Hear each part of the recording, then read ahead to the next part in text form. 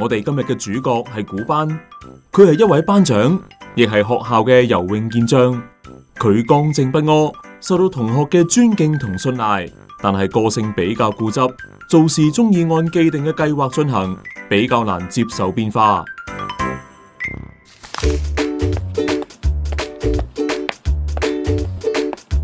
我係班長，要幫手提點犯校規嘅同學。你哋唔好再喺班房跑啦。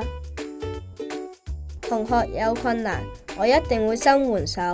哇，你哋啲樂器咁重，我幫你哋拎落去音樂室啦。好彩有你啊，班長！每逢星期三，又到咗我最中意嘅游水訓練，我一定要最早一個去游泳池，努力練好自由式。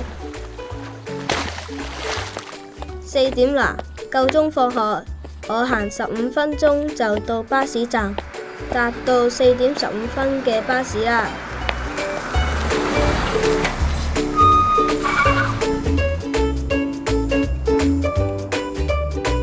時間啱啱好，上咗車20分鐘就到。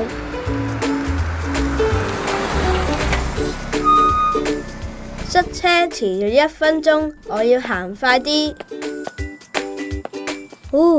啱啱好4點40分到 ，perfect timing。古班中意跟住固定嘅計劃做事，每日一樣嘅行程會令佢覺得特別安心。又到星期三啦，我哋一齊嚟睇下佢發生乜嘢事。行雷閃電落大雨。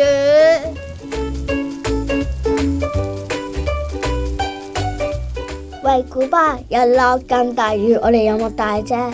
不如我哋留喺學校度玩得唔得啊？唔得啊！阿旭同我逢星期三去參加游水訓練，唔可以留低玩啊！咁下次先啦。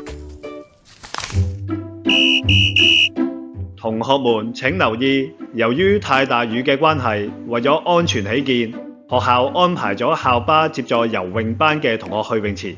請大家放學後去操場集合上車。咁我咪唔可以跟到我嘅時間表咯？我一定要搭4點15分嘅巴士啊！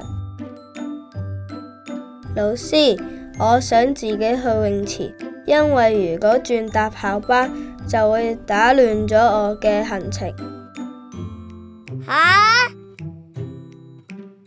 古班同學，呢個係惡劣天氣下嘅特別安排，記得今日放學之後去操場集合。你下星期三再跟返你嘅時間表啦。係喎，古班，出邊咁大雨，搭校車安全啲喎。唔得，我一定要跟返自己嘅行程。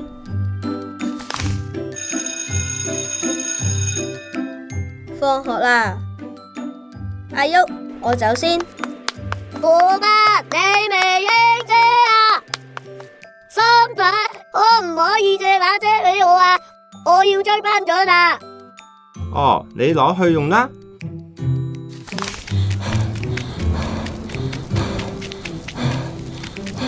古班，等埋我啊！我借咗把遮，一齊用啦。哦，唔該晒。雖然開咗遮，但係佢哋都全身濕晒，一齊慢慢行去巴士站。終於去到泳池啊！時間啱啱好。不過喺訓練之後嗰日，39度，梗係因為尋日淋雨，所以病咗啦。今日咪唔可以跟住日程返學咯。之後古班仲連續請咗2日病假。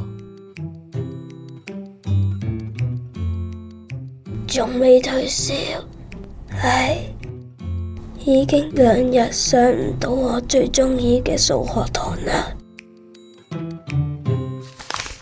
喺古班病好咗之後，佢又可以如常返學。班長你好返晒未啊？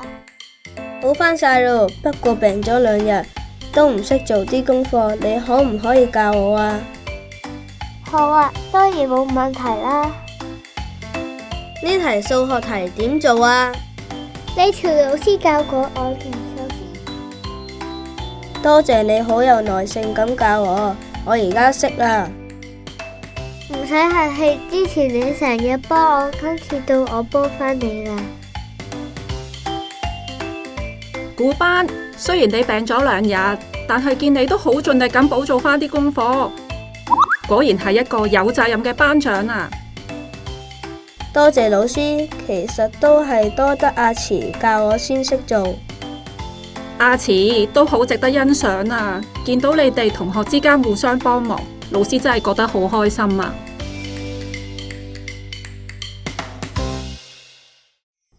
呢套漫畫短片係由專注力不足過度活躍症嘅小朋友、佢哋嘅家長、專業配音員同埋香港耀能協會嘅職業治療師同社工共同製作及配音，希望透過呢段影片，令公眾人士對有專注力不足過度活躍症兒童嘅特質同埋所面對嘅挑戰有多啲嘅認識。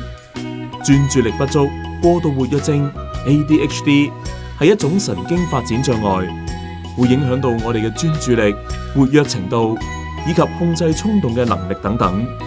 有啲小朋友亦會出現靈活變通嘅困難，遇到突如其來嘅情況會比較容易不知所措，或者出現情緒，難以靈活地思考唔同嘅處理方式，俾人一種做事較為固執嘅感覺。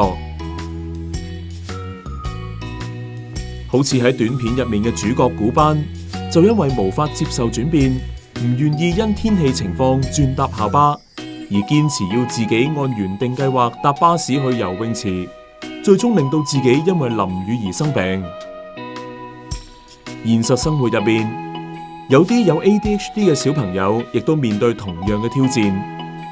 要幫助有 ADHD 嘅小朋友提升靈活變通嘅能力，可以引導佢哋喺處理事情嘅時候，一齊探索唔同嘅處理方法嘅可能性，以及分析每樣方法嘅優點同缺點，最後再決定用邊一種方法，令佢哋喺過程中可以學習多角度思考，從而提升靈活變通嘅能力。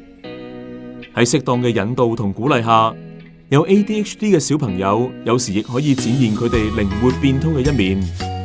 除此之外，家長亦可以多啲欣賞小朋友正面嘅特質，就好似片中嘅主角古班，佢為人正直又守時，亦富有責任感，所以即使生病後都會主動請教同學，補交功課，盡翻學生嘅本分。其實每個孩子都係獨一無二，每個孩子成長發展各有不同及需要，亦有個人嘅優點同缺點。專注力不足、過度活躍只係佢哋其中一個特質，佢哋同時具創意、想象力豐富、具靈活彈性、愛冒險及發掘新事物。當我哋更加認識孩子嘅個性特質，發掘同培養佢哋嘅興趣同強項，同時了解佢哋困難嘅背後原因，循序漸進咁教導同協助佢哋，以長補短，發揮才能，繼續接納、陪伴同守望佢哋。